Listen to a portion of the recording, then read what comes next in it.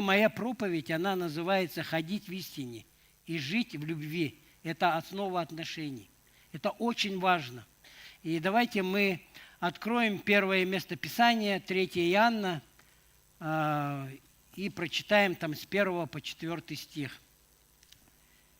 Не 1 Иоанна, а 3 Иоанна, да. 3 Иоанна, и прочитаем там со стихов. Там одна глава. И прочитаем с 1 по 4 стих. «Старец возлюбленному Гаю, которого я люблю поистине». Слышите? Я люблю поистине. Не по лицемерию, не по какому-то он мне что-то даст. Я смотрю на него вот внимательно, он богатый там, или что-то у него есть связи. Говорит, я люблю поистине. Возлюбленный, молюсь, чтобы ты здравствовал и преуспевал во всем, как преуспевает душа твоя. Ибо я весьма обрадовался, когда пришли братья и засвидетельствовали о твоей верности, как ты ходишь в истине. Для меня нет большей радости, как слышать, что дети мои ходят в истине. Это настолько важно. Богу настолько важно смотреть, как мы ходим в истине. Потому что наша жизнь такая, мы везде ходим. Куда бы мы ни пошли, утром мы встали, пошли на работу, пошли на учебу, пошли в гости, пошли по каким-то делам. Мы должны ходить в истине. Бог, Он всегда видит, Он всегда все знает. Насколько мы ходим в истине, насколько мы ходим в этой истине. И Он настолько радуется. Вот когда я вижу, как мои дети ходят в истине, я настолько, как отец, радуюсь. Это настолько меня радует. Но когда я вижу, дети есть дети. Если мы, взрослые, одеваем маски, то дети, они тем более. И они уже привыкают, к каким-то религиозным словам. И, например, если говоришь, ну что с тобой, Елисей, почему ты так истинно говорю я? Знаешь, он еще так умеет, истинно. Если чем больше истинно, чем, значит, это более ближе. И говорит, истинно, папа, я ничего этого не делал, это он. И на Веню сразу. А Веня, нет, я истинно. И 3 раза говорит, не 2, а 3 раза. Я говорю, что я истинно говорю. И так же мы.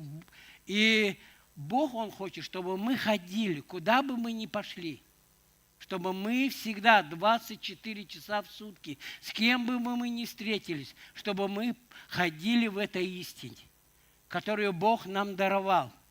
Бог настолько радуется, когда Его дети ходят. Но мы настолько привыкаем в притворстве, знаете, мы такие люди. Или вы не одеваете маски?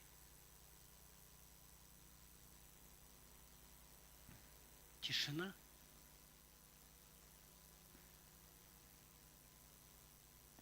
Знаете, мы иногда настолько привыкаем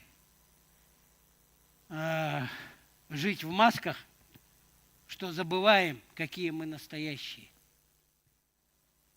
Вот я хотел бы показать, можно показать первый рисунок. Вот видите, какие маски, да? Мы иногда приходим и здороваемся, мы не хотим даже с этим человеком здороваться, но мы здороваемся, натягиваем маску, здороваемся. Но иногда мы поступаем так, что мы говорим что-то о человеке. Поступаем. Но мы должны учиться. Слава Богу, мы не такие, мы пришли к Богу. Это происходит в других где-то местах. У нас это, слава Богу, не происходит, потому что мы учимся в библейских курсах, мы понимаем, что мы так не должны поступать, мы учимся все время, находимся в четверг, в субботу, мы находимся на библейских курсах, мы учимся. Как дети маленькие, они учатся ходить, так же и мы учимся. Это процесс. Так что не переживайте, не думайте, это он про меня. Это все про меня, не про вас. И у нас есть выбор, каждый день есть выбор, сказать правду или сказать ложь.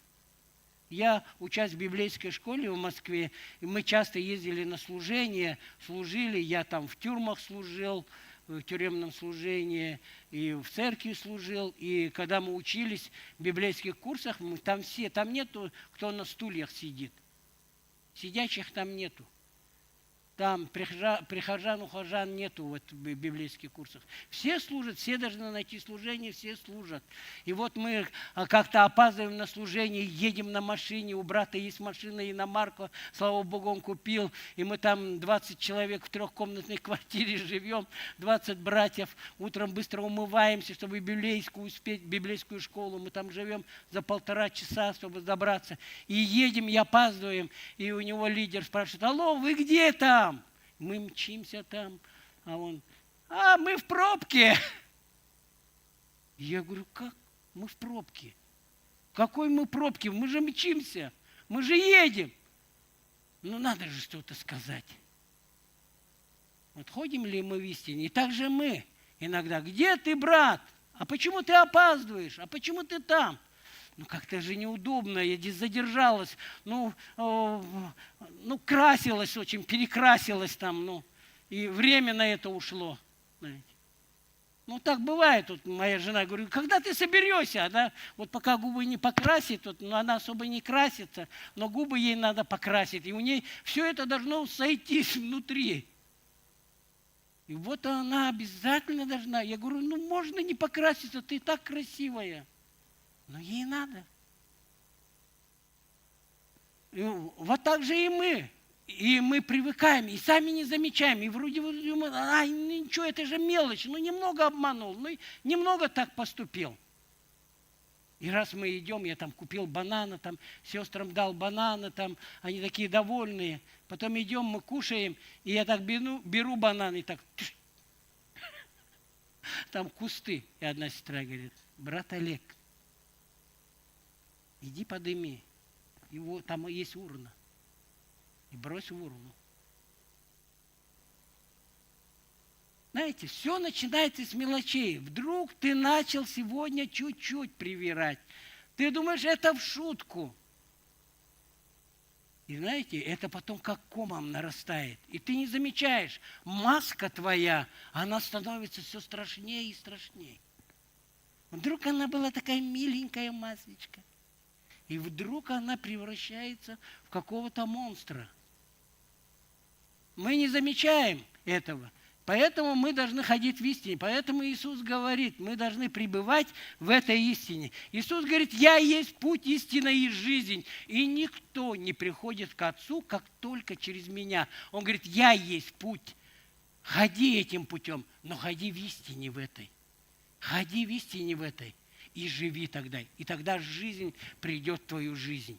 А это будет жизнь моя, не твоя жизнь, моя жизнь. Потому что я есть путь, истина и жизнь. Откроем Иоанна 17. Он там очень хорошо от Иоанна 17:17. И вот там есть у него молитва. И он там молится, 17. «Освети их истиною Твоей». Слово Твое есть истина. Слово, насколько мы любим это слово, насколько мы любим этот хлеб, насколько, когда мы встаем утром, я начинаю с Библии. Я не завтракаю, пока не почитаю. Я начинаю так. Потому что какое-то время настало, и я бросил. И когда я был бердигесяхим пастором, у меня была проповедь. Я все время ее проповедовал очень часто. Полкило здоровой пищи.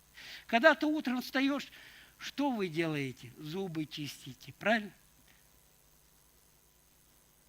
Макияж делаете, готовитесь, чтобы пойти, чтобы хорошо выглядеть. И потом, когда приходит на консультацию и говорит: у тебя, ты читала сегодня Библию? Нет. А почему? Время не олох время. Хоть дохогой. Сох, время. Времени нет у меня вообще. Как нету? Покраситься у тебя и время есть. Позавтракать у тебя время есть. А царю царей 5 минут уделить? 5 минут? Почитать, 10 минут. Я читал эту Библию утром, вот одну главу я читал, Одну главу читал, псалом читал и притчу. Я читал утром, в обед и вечером. Это все время так было. Потом, через какое-то время, я отучился, стал умным. И через некоторое время я забросил все это. Вот Таня не даст соврать. Она же все это видит, все это знает. И собрось, потому что я думаю, я знаю еще, я его уже сколько раз перечитал, зачем мне это читать? И потом через некоторое время ты замечаешь, что ты начинаешь нервничать, ты начинаешь дергаться, ты начинаешь как-то не так отвечать. Знаете почему? Потому что это истине, ты уже не ходишь в этой истине. Ты ходишь просто гордый, я знаю эту Библию, но что я ее буду, сколько раз я ее читал, перечитал, и буду ее опять читать, и опять читать, и опять читать. А ее нужно каждый день. Это самая здоровая пища, полкило здоровой пищи. Полкило здоровой пищи. И нужно еще зарядку делать. Молиться. Нужно делать это. И вот можно картинку: «Освети их истинную Твоей, Слово Твое есть истина». Видите, мы пришли к Иисусу, мы все пришли к Иисусу, мы все были в этом мире, у нас все были все маски. Мы пришли к Иисусу, покаялись, Он осветил нас Своим Словом, Он запечатал нас Духом Святым, который внутри нас живет. И мы все маски, видите, все маски сдираем. И все идем к свету, все ближе и ближе к Нему. Как сегодня очень хорошо Марина говорила, да, Адвент, света все больше и больше, и больше, и больше, и больше. А света будет больше и больше и больше тогда, когда мы будем читать Слово Его, будем молиться, пребывать. Не просто религиозно это делать. Не надо читать ее от корочки до корочки. Не надо ее читать много. Нужно читать, чтобы понять, рассуждать. Как говорит, сия книга закона да пребывает каждый день, да, каждый день они пребывали, евреи, в этом Писании. Каждый день они читали, они как какие-то коровы жевали это слово. Ее нужно жевать, чтобы вышло молоко хорошее, корове нужно прожевать. Она обратно и опять жуешь. Нужно прожевывать эту пищу, эту истину. И тогда она становится твоей, она внутри тебя. И тогда этот свет, он начинает изменять твою жизнь. И тогда ты так просто мусор не выкинешь в окошко в машине. Братья, вы кидали, честно? Окошко открыл и выкинул. Знаешь, что тут такого? Россия огромная страна, щедрая. Подарили нам огромную, Бог нам подарил, да? А Израилю дал маленький кусочек земли. Без воды, солнце печет и без всяких ископаемых. Мы должны прийти к Иисусу, и Иисус, Он снял у нас эти маски, и нам не нужно их одевать через год, и через 2, или через 20 лет я стал христианином, и опять начинаю одевать эти маски, потому что я не хочу читать это слово, потому что я уже знаю все это слово, я могу их цитировать. Тогда ты уже упал, Олег. Все, ты падаешь. Ты начнешь натягивать через некоторое время эти маски опять, снова и снова. Когда Бог требует от нас чего-то, Он всегда нам дает снаряжение, Он всегда дает нам помощь. Он не просто так. Он же, помните, сказал, этого нету здесь вместо Писания, он говорит, когда придет Утешитель, да, Дух Святой, Он, Дух Святой, придет, Он поможет тебе. Он поможет тебе во имя Мое. Он будет помогать во имя Мое, которого пошлет Отец. Отец пошлет. Я умолю Отца, и Отец пошлет этого Утешителя. И Он поможет тебе во всем. Научит всему. Он рядом ходит. Он рядом ходит. Таня, иди сюда. Вот Он рядом ходит. Вот так вместе, как ты с женой ходишь. Можешь забраться сюда. Так вместе с Духом Святым.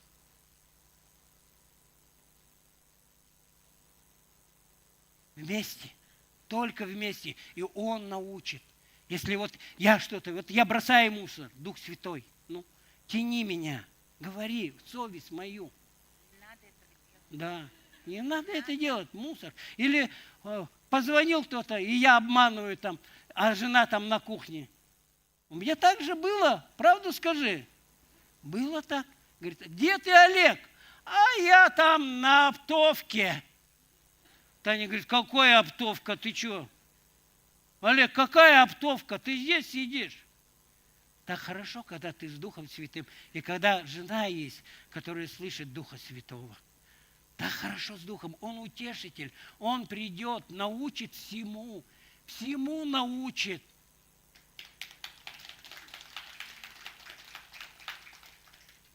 И будет говорить, что будет говорить?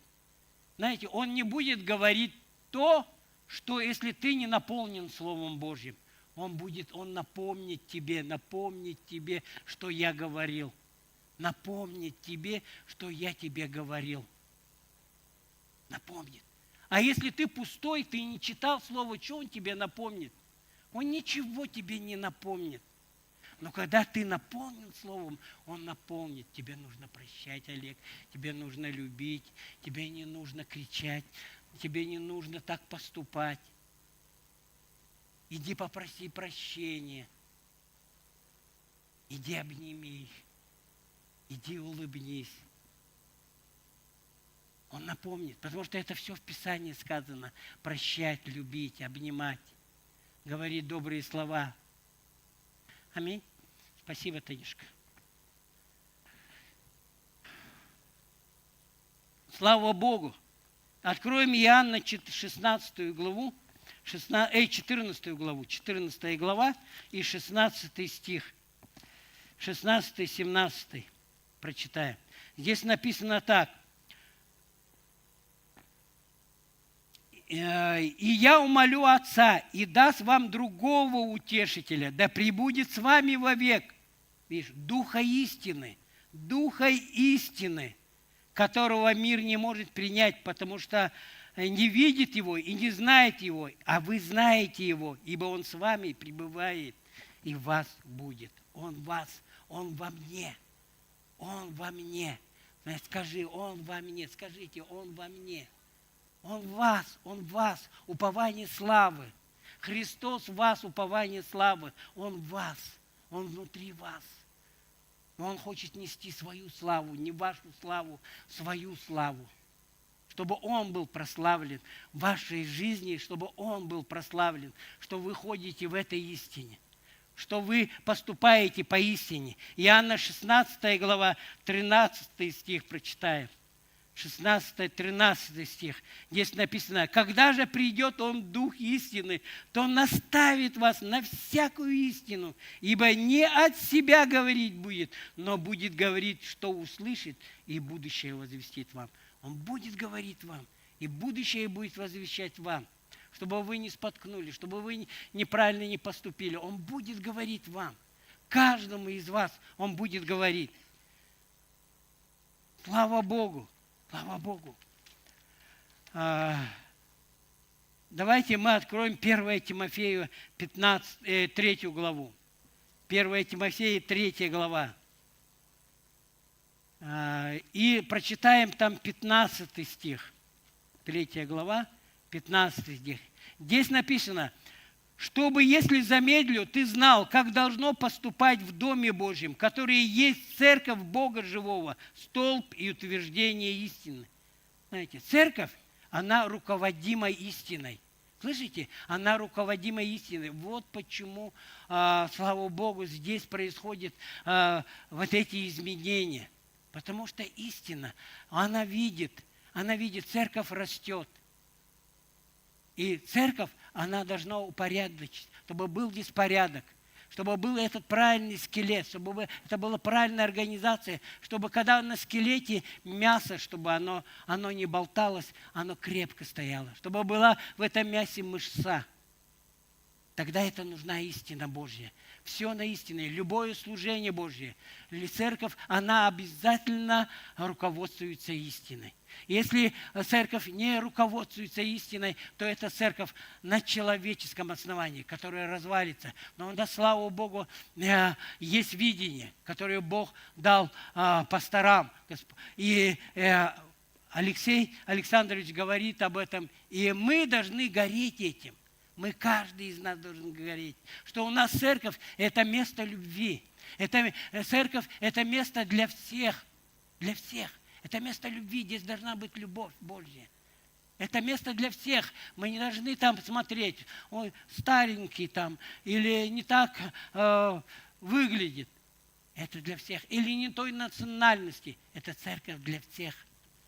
Это церковь для роста, чтобы мы могли расти здесь, чтобы мы могли развиваться. И вы видите, слава Богу, что здесь происходит изменение, молодежное служение. Они здесь делают эту работу чудесную, и мы должны поддерживать, мы должны молиться за это, мы должны поддерживать это, мы должны радоваться этому, что церковь, руководимая истиной, она поднимается, она укрепляется. Потому что это дом для всех, для нас, не только для нас всех, но и для людей этого мира. И когда они придут, они увидят, чем мы руководствуемся здесь. Живем ли мы по человеческим обычаям, или живем мы по истине. Мы должны вести себя искренне. Люди придут, их не обманешь, они видят, как мы относимся друг к другу. Которые люди пришли первый раз в церковь, они видят. Там они уже внизу видят, как мы встречаем, как мы говорим друг с другом. Они видят. Но если мы руководствуемся истиной Иисусом Христом, то у нас есть внутри вот эта истина Божья, которая говорит, я не хочу так поступать. Истина – это фундамент, основание, как мы здесь прочитали, это столб и утверждение истины. Это основание прежде всего. В любых отношениях, прежде всего это с Богом, мои отношения, хочу ли я ходить в истине. А потом, придя в церковь, я хожу здесь в истине, натягиваю маску. Нет, я должен в истине ходить дома, с женой, с детьми. И эту истину, тогда я здесь не напрягаясь, я прихожу, я живу в этой истине, я хожу в этой истине. И это общение, оно строится на Божьих принципах. Давайте мы откроем и будем смотреть первое, да, и второе, и третье посмотрим. Ефесянам откроем 4 главу, и там посмотрим. Ефесянам 4 глава. И прочитаем там в начале «Говорить истину». Нам нужно говорить истину. Можно там вывести, да? Говорить истину. Ефесянам 4 глава, 25 стих, здесь написано: «Посему, отвергнув ложь, говорите истину, каждый ближнему своему, потому что мы члены друг другу». Слышите? Мы тело Христово. Мы нужны для друг друга. Мы не должны пренебрегать и говорить, ты мне рука не нужна. А рука у нас, оказывается, очень важна. Это Кристина. Да, ну, примерно говорю, да. Мне не нужна нога, и на одной ноге буду скакать. Нет, оказывается, нога – это Симеон. И они важны, очень важны. Вы все очень важны для Церкви Божьей. И мы должны отвергнуть всякую ложь. Говорите истину, каждый ближний своему, потому что мы члены для друг друга. Не может, если здесь в руке гангрена, и не может она говорить истину. Дальше не может соединяться. Второе. Созидать ближнего. Здесь же 4 глава, 29 стих. Созидать мы должны друг друга. Здесь написано: никакое гнилое слово да не исходит из уст ваших, а только доброе для назидания в вере, дабы она доставляла благодать слушающим. Чтобы она приносила благодать. Чтобы оно назидало, чтобы мы назидали друг другу, чтобы мы не говорили друг другу какие-то противные слова здесь. Чтобы мы не оскорбляли друг друга. Третье. Прощать и просить прощения. Ефесянам 4 глава, 32 стих. «Но будьте друг к другу добры, сострадательны, прощайте друг друга, как и Бог во Христе простил вас». Как я не могу не простить Божьего человека Симеона, если Бог меня простил? Если даже он что-то не так поступил в отношении меня, какое я имею право не простить его? Он Божий человек. Если он просит прощения. Если Бог меня простил, какое я имею право не простить вас? Я не имею никакого права. У меня нет выбора здесь. Бог простил мои страшные грехи. Все забыл, взял, забросил их за хребет и сказал: там больше не копайся, Олег. Я все забыл это. Там взрыв, там помойка, там воняет, не копайся там. Не вздумай копаться. Я все забыл, я все это стер. Все файлы стерты старой твоей жизни. У тебя новые файлы, благословенные. Божьей истине. Ходи в этой Божьей истине. Знаете, когда вот это и есть искренность церкви, когда есть искренность, когда мы живем, когда мы поступаем, каждый из нас, то появляется атмосфера доверия. Мы в церкви, в нашей церкви, в нашем видении. Если это церковь любви, это церковь для всех, если это церковь для развития, это церковь крепких семей, то у нас должно быть доверие. Доверие. Атмосфера появляется только при искренности.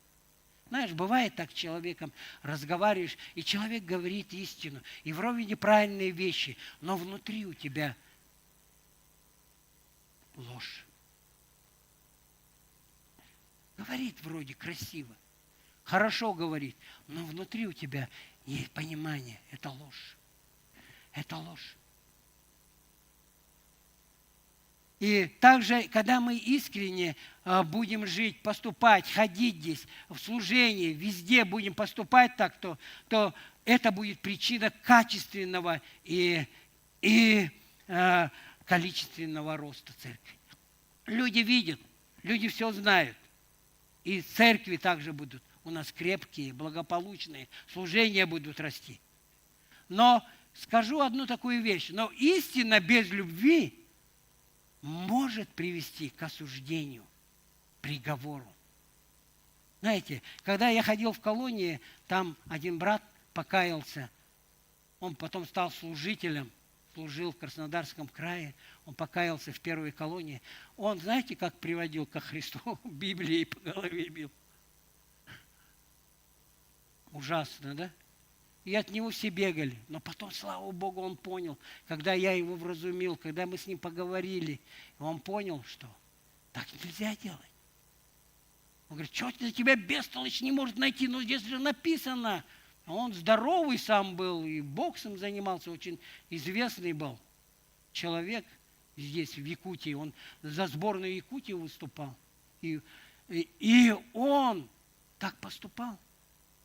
И никто не каялся. Но когда он изменил подход, то люди стали каяться. Люди стали каяться. Нам, знаете, вот эта истина иногда превращается в это холодное, вот знаете, такое безжизненное знание. Вот я знаю это, вот так должно быть, и все. Без любви. Вот эта истина, она убивает. Знаете, я слышал такую одну историю. Один ревностный брат, он очень был ревностный, ну просто. Он всегда находил место Писания, всегда говорил: вот вы неправильно поступаете, вот здесь написано так, вот ты здесь неправильно поступила, вот так нужно поступать. И все время находил место Писания, и все время он настолько был ревностен поистине. Но вдруг у него упал сын, и их вызвали на братское общение. И вдруг его ревностная истина куда-то улетучилась.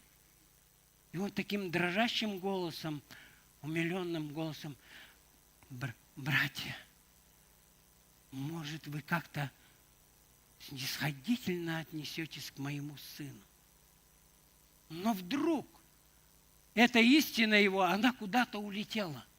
был ревностным настолько, но когда коснулось его сына, его родного, то проявилась у него отцовская любовь. У любого отца проявляется так. Когда мои сыновья неправильно поступают, и там люди говорят, и когда ты идешь, и ты не идешь разбираться на кулаках, ты идешь, и ты ведешь своего мальчика, и говоришь: попроси прощения, пожалуйста, попроси у родителей, попроси у этого человека. Они видят, люди видят. Люди видят и смотрят, и понимают, и они говорят: да, мы уже простили, мы уже все поняли. Когда ведут. Потому что люди идут на разборки с кулаками. Ты что, моего сына там? Давай разберемся. Еще друзьям звонит. Там в футбол играли, и там звонит: папа, приезжай, у него папа там крутой. Папа, приезжай, здесь вот мне здесь читают, что-то про Бога говорят там. Такой здоровый амбал. Папа: ну дай ему трубку. Он дает мне трубку. Я говорю: здравствуйте, здравствуйте. И он думает там: ну что там случилось? Я говорю: уважаемый, вот ситуация такая, можете приехать, поговорить, я спокойно. И он говорит, он сразу говорит: дай трубку сыну. Ты прекрати, там и как на сына наехал, и сын сразу прекратил. Нужно спокойно разговаривать, нам нужно учиться. Спокойно отвечать.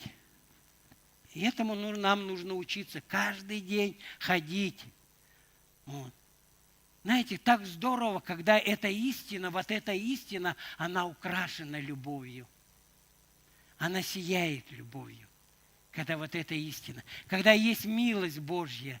Когда ты понимаешь, что нужно оказать милость Божью к этим людям, к этим человекам. С любовью. Давайте мы прочитаем Иоанна. От Иоанна 13 главу.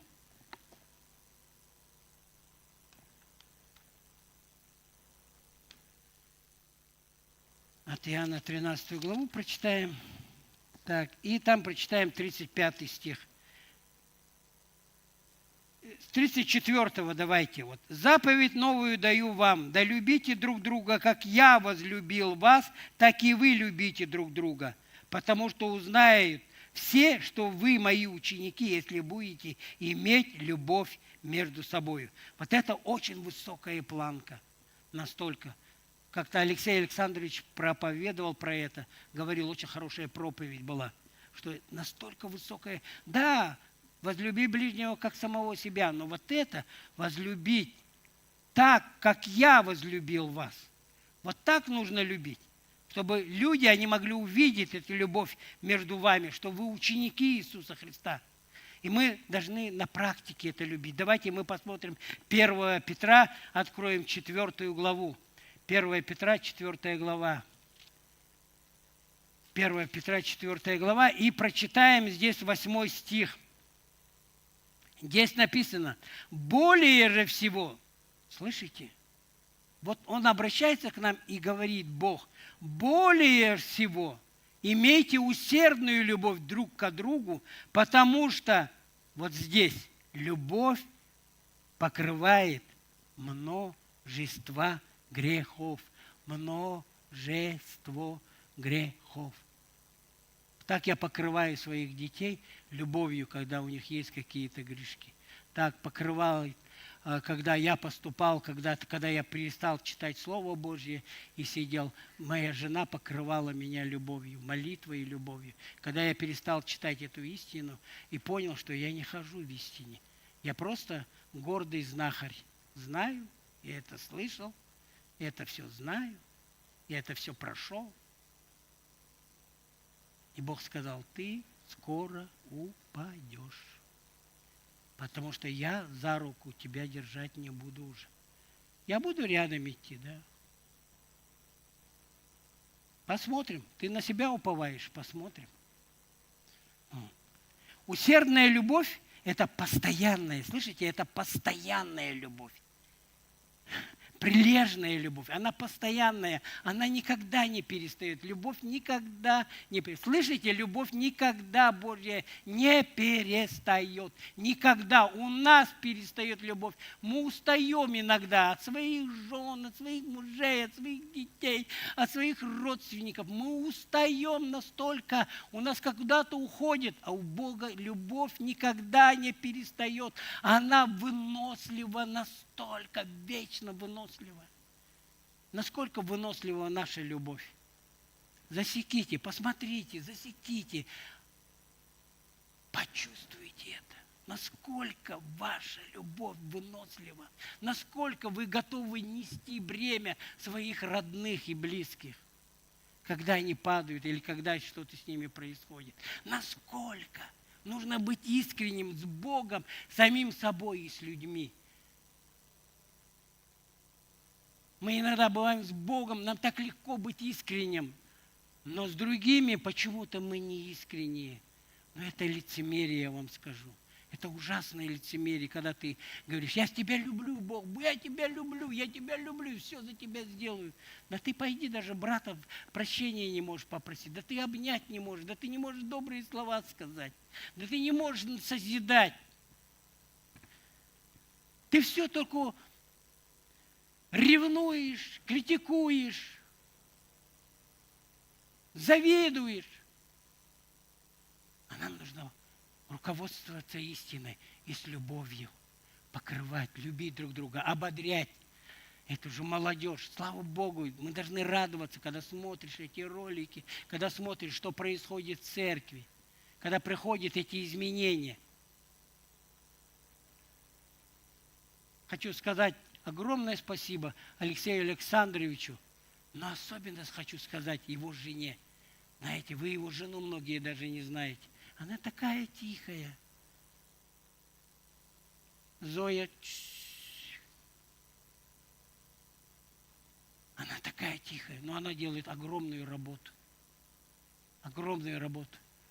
Спасибо огромной твоей маме. Огромную работу делает, но ее не видно нигде. Это нас видно, мы здесь такие холеные, здесь такие видные, такие, коллега Иван еще пойду там. А ее не видно, но она делает огромную работу. Многие знают об этом. Любовь Агапа, она дающая, жертвенная любовь. Это самоотдача, самопожертвование. Неспасенные, они так не могут любить. Они не могут так, они не понимают, они не знают эту любовь. Огромное спасибо, что здесь поднимаются люди, которые хотят делать эту работу. Юлечка вот здесь, Коробова. Она делает огромную работу, сколько людей приводит. Марина. Слава Богу за вас. Просто слава Богу. Люди же видят, их не обманешь, они же видят. Вашу жизнь видят, они видят вашу жизнь. Насколько она изменяется, ваша жизнь.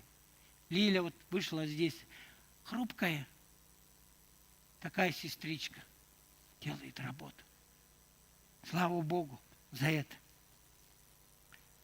Это очень высокая планка, постоянно. Выносливая любовь, которая не перестает. Это такая высокая планка, которую мне нужно нести. Я себе говорю, мне нужно нести эту планку. В этом 8 стихе здесь написано: «Более же всего имейте усердную любовь друг к другу, потому что любовь покрывает множество грехов». И откроем еще притчи, откроем 10 главу. Мне вот там нравится очень местописание. Притчи 10 глава и 12 стих. «Ненависть возбуждает раздоры». Слышите? Ненависть. Когда ты ненавидишь, когда ты вот маску натянул, да, все хорошо, все прекрасно. Но любовь покрывает, здесь написано, там множество грехов, а здесь вообще потрясающе написано: все грехи. Это Иисус сделал жертвенно на кресте. Он все грехи, Он ничего не оставил мне. На тебе грешок оставлю тебе, чтобы ты не зазнавался. Он взял все грехи, закинул за хребет. Говорит: Олег, живи в истине, ходи в истине, поступай так. Он не оставляет. Это мы так друг за друга что-то, чтобы крючок остался. А помнишь ты, мне там сказала, а ты мне должен, а ты не так посмотрел, а ты не так сказал. Знаете, мы, люди, у нас должна постоянная жертвенная любовь, которую Иисус, Он показал: любите, как я возлюбил вас. Как я, это не как самого себя, а как я возлюбил вас. Как я возлюбил вас. Слава Богу! Знаете, я вам хочу рассказать одну потрясающую историю. Она меня настолько потрясает. Я ее слышал от одного служителя. Знаете, одну сестру отлучили от церкви. У нас такого нету. Но это не знаю, слава Богу или не слава Богу. Бог нас ведет, слава Богу. Вот это одно. И ее отлучили из церкви за блуд. И там в церквях таких традиционных, они, когда отлучают за блуд, они всегда там выводят, там на членском собрании, там только члены участвуют в собрании. И они там, чтобы она, чтобы очистилась, там, отлучают от церкви на какое-то время, пока она не восстановится. И когда ее отлучали от церкви, пастор-служитель сказал потрясающие слова. Когда она вышла, он сказал ей: мы тебя любим. Мы тебя любим. Ты Божий человек, который решил изменяться, выйти с этого болота. Потому что не каждый искренний. Потому что Бог говорит: я с искренними по искренним, с лукавым по лукавству. Вот когда мы приходим на исповедь, мы настолько, вот я по первости, когда ходил, я настолько лицемерил. Приходил и лицемерил. Рассказываю, но не все до конца. И Бог, Он с искренними по искреннему, с лукавыми по лукавству. И я так потрясен сестрами, которые приходили на исповедь. Бог, Он с вами по искреннему поступает. Потому что вы искренние, вы сильные очень. Бог настолько любит вас. Настолько Он любит, когда ты искренний, честен. И Он сказал: мы так любим тебя. Знаешь почему? Потому что ты решила выйти с этого болота по-искреннему, по-честному. Ты признала это, ты пришла и признала, ты исповедовала этот грех. И вот эти люди, которые сидят здесь в церкви, они тебе не враги, они любящие братья и сестры, которые будут подвязаться за тебя, которые не держат камни в руках, чтобы забить тебя. Они любят тебя, и они будут подвязаться за тебя в любой момент, в любой ситуации. И ты выйдешь с этой ситуации. И сестра вышла из этой ситуации. Почему? Потому что она ощутила эту любовь. Так здорово, когда истина, она окрашена этой любовью. Когда есть милость Божья превыше всякого суда. И тогда человек понимает: да, я в правильной церкви нахожусь, которая руководима истиной, но также в этой церкви есть любовь Божья, которая меня никогда не бросит. Которые меня не забьют, которые меня не запинают, которые про меня не будут говорить клевету, которые не будут нести это, но которые покроют. Потому что здесь в 12 стихе написано: но любовь покрывает все грехи. Но любовь покрывает все грехи. Божья любовь, агапе, покрывает. Человеческая любовь не может покрыть. Человеческая любовь, она временная, она устает, она все видит, она все смотрит, она все щупает, она все трогает.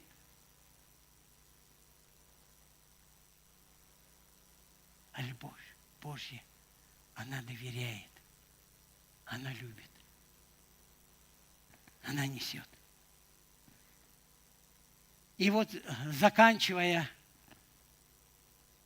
свою проповедь, давайте мы откроем Ефесянам, что же объединяет любовь и истину.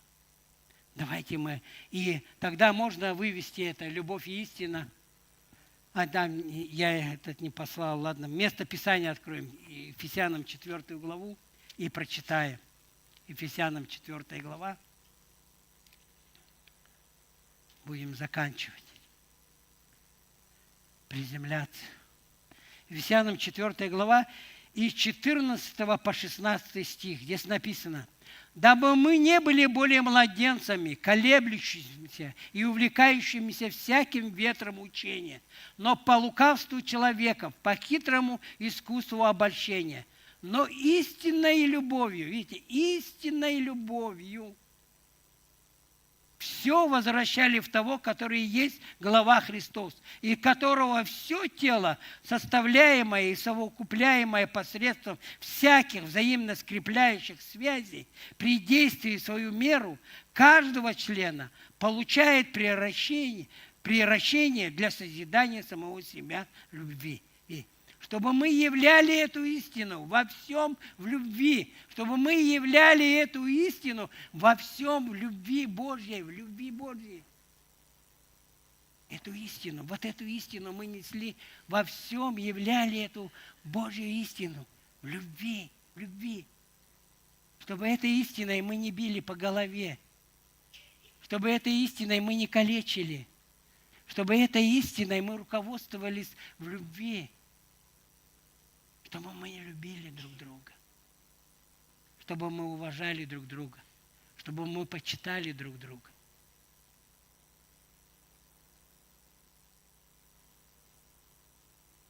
Чаще говорите пастору: «Я люблю тебя, Алексей Александрович».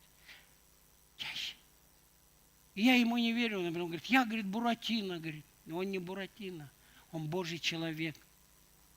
У него есть Божья любовь. Он нас никогда бы здесь не приняли. У него есть Божья любовь, у него есть понимание. У него есть понимание, у него есть отношения с Богом. Слава Богу. Знаете, вот я читал вчера, просто думал, какой пример найти. Но у меня нету доллара золотого. То золотой доллар, знаете, когда его бросаешь, оказывается, он звенит долго, звонко. А когда бросаешь просто медную монету, она тупо, ничего не слышно.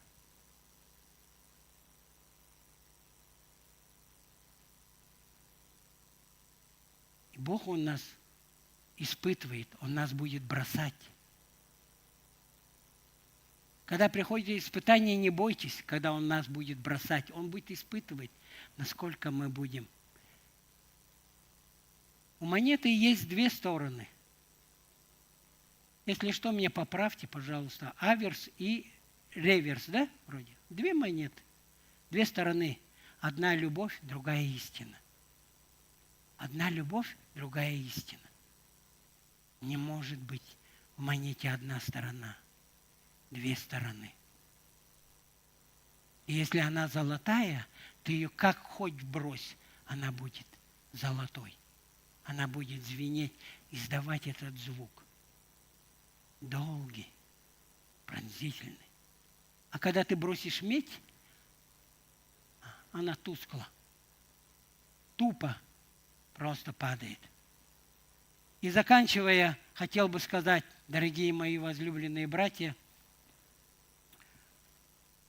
чтобы мы взяли себе во внимание, каждый во внимание, в первую очередь я сам себе говорю во внимание, что если только любовь без истины, что мы когда всех любим, всех готовы обнимать, то границы, они стерты. Тогда мы выпускаем всем подряд, что творится. В церкви будет ужасный бардак. Как он вкрылась в церковь Коринфянскую. И там и блуд, и прелюбодеяние. Потому что там любви было полно. Все разрешено было. Нету никаких границ, нету никаких столбов, нету никаких пограничников. А что, ты мне сторож, что ли? Помните, кто так сказал? А что, я ему сторож, что ли? Бог настолько любит нас, и Он хочет, чтобы грязь, нечистота сюда не зашла, в эту церковь. Чтобы мы жили в истине. Не только в любви, но в истине. Руководствовались этой истиной. Жили. Чтобы поступали так, как хочет Бог.